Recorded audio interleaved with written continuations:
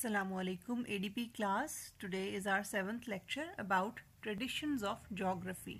Traditions of geography का आज जो लेक्चर आप देखेंगे ये फर्स्ट पार्ट है लेक्चर का, ठीक है, यानी कि इसी के ऊपर मैं आपको एक और लेक्चर दूंगी. तो स्टार्ट करते हैं. ट्रेडिशंस जो थे वो इंट्रोड्यूस कराए थे एक जोग्राफर ने, विलियम डी पैटिसन, ठीक है.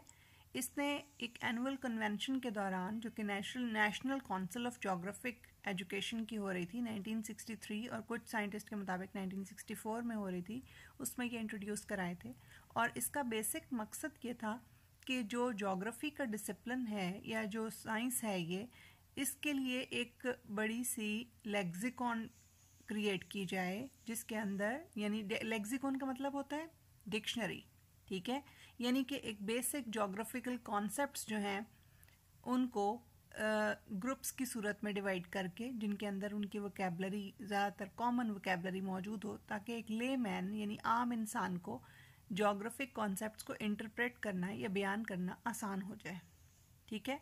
तो इसने 4 मेन ट्रेडिशंस बनाए इसके अंदर, जिनके अंदर शामिल हैं स्पेशियल या लोकेशनल ट्रेडिशन, दूसरा है एरिया स्टडीज़ और रीजनल ट्रेडिशन, इसको लोकेशन ट्रेडिशन भी, लोकल ट्रेडिशन भी कहते हैं, तीसरा मैनलैंड ट्रेडिशन और चौथा अर्थ साइंस ट्रेडिशन. इन्हीं को आपके सामने मैंने स्लाइड की सूरत में रख दिया ताकि आपको याद करना आसान हो जाए. स्पेशल ट्रेडिशन यानी कि लोकेशनल ट्रेडिशन, दूसरा area studies tradition, regional tradition भी कहते हैं इसको, लोकल ट्रेडिशन भी कहते हैं इसको, मैनलैंड ट्रेडिशन या ह्यूमन एनवायरमेंटल ट्रेडिशन, और last is earth science tradition. बारी बारी इन सबको देखते हैं.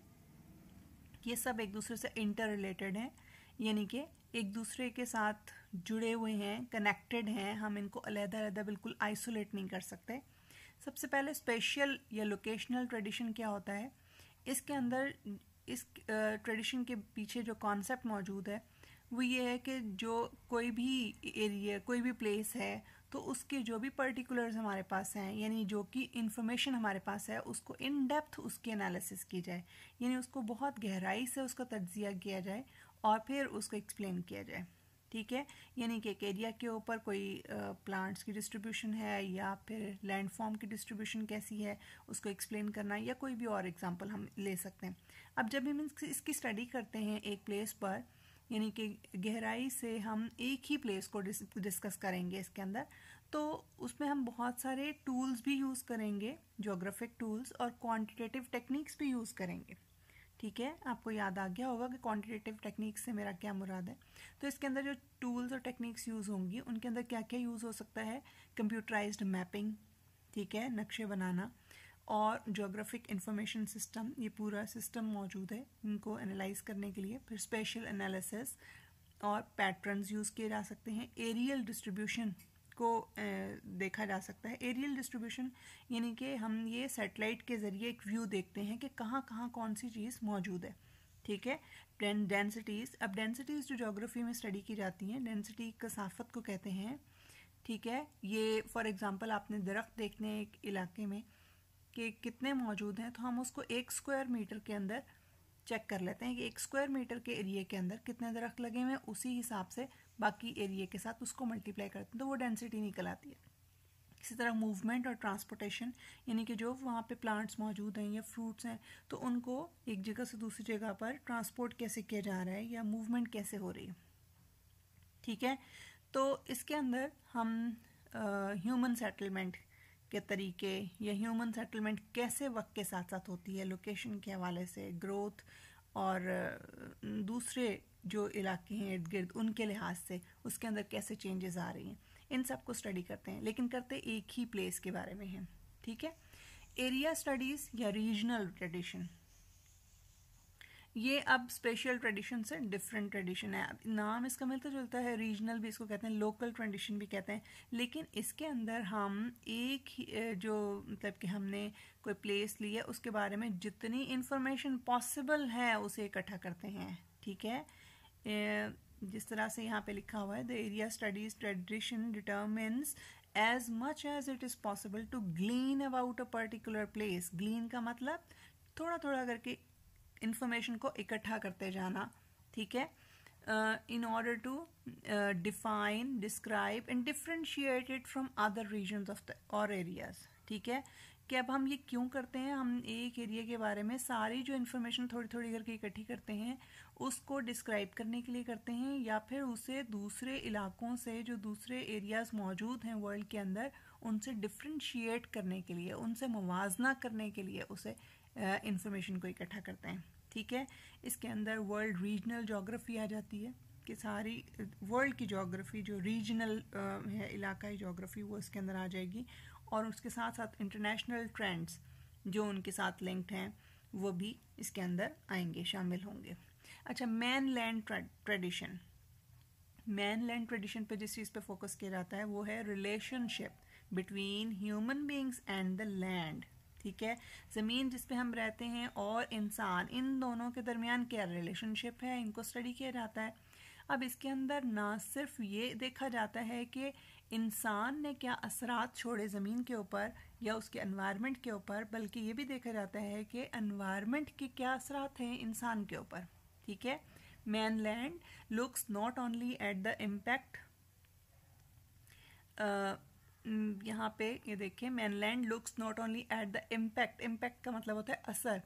पीपल इम्पोज, जो लोग डालते हैं on the local environment, but conversely, बल्कि इसके उलट, at how natural hazards can influence human life. Natural hazards क्या होते हैं, वो ख़तरात जो कुदरत की तरफ से हमारे लिए आते हैं, यानी कि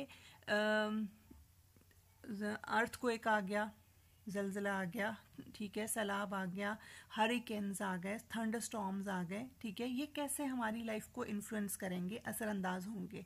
अलॉन्ग विद एडिशन, यानी इसके अलावा इसके अंदर हम पॉपुलेशन जोग्राफी को स्टडी करते हैं, आबादी के लिहाज से. ठीक है, the tradition also takes into account the ramification that cultural and political practices have on the given area of study as well. अब इसमें रेमिफिकेशन का मतलब है कि ब्रांचेस, यानी कि इसी मैनलैंड ट्रेडिशन के अंदर और ब्रांचेस या ऑफ शूट्स जो आ जाती हैं इसकी, वो हैं कल्चरल और पॉलिटिकल जोग्राफी. यानी कल्चरल प्रैक्टिसेस क्या हो रही हैं वहाँ पर किसी एरिया के अंदर, पॉलिटिकल प्रैक्टिसेस क्या हो रही हैं. ठीक है, तो वो भी हम उस एरिया की स्टडी के अंदर शामिल करेंगे मैनलैंड ट्रेडिशन के अंदर. अर्थ साइंस ट्रेडिशन, ये लास्ट है ट्रेडिशन की टाइप. अर्थ साइंस ट्रेडिशन नाम से आपको थोड़ा सा अंदाज़ा हो रहा है कि इसमें साइंटिफिक स्टडी ज़्यादा है. ठीक है, ये प्लैनेट अर्थ की स्टडी है. ठीक है, क्योंकि वो इंसानों का घर है और इसके सिस्टम्स की स्टडी है. ठीक है, यानी कि अर्थ के प्लैनेट को स्टडी करना और इसमें जो जो सिस्टम्स इन्वॉल्व हैं उन सबको स्टडी करना. ठीक है, इसमें ये ज़्यादातर फिज़िकल जोग्राफी के अंडर पढ़ाई जाती है. ठीक है, इसमें प्लैनेट को फोकस किया जाता है, उसकी कैसे कि प्लैनेट जो है वो सोलर सिस्टम में कहाँ लोकेटेड है, यानी ठीक है, as how the planet's location in the solar system affects its seasons. ठीक है, और जब वो क्योंकि आपको पता है कि सूरज के गिर्द ज़मीन जो है हमारी वो घूम रही है और पूरे साल में वो एक चक्कर, यानी 365 डेज में वो एक चक्कर पूरा करती है. तो वो जब वो राउंड ले रही होती है अर्थ का, सन का, तो ये डिफरेंट प्लेसेस पर जब पहुंचती है तो जो सीजन्स हैं वो चेंज होते जाते हैं. तो ये सीजन्स कैसे चेंज होते हैं, ठीक है, अर्थ का सन से डिस्टेंस कैसा होता है और क्यों सीजन्स चेंज होते हैं. ठीक है, ये सब कुछ इसके अंदर देखा जाता है. This is also known as earth sun interaction. ठीक है, and how changes in the lithosphere, hydrosphere, atmosphere and biosphere impact on human life on the planet.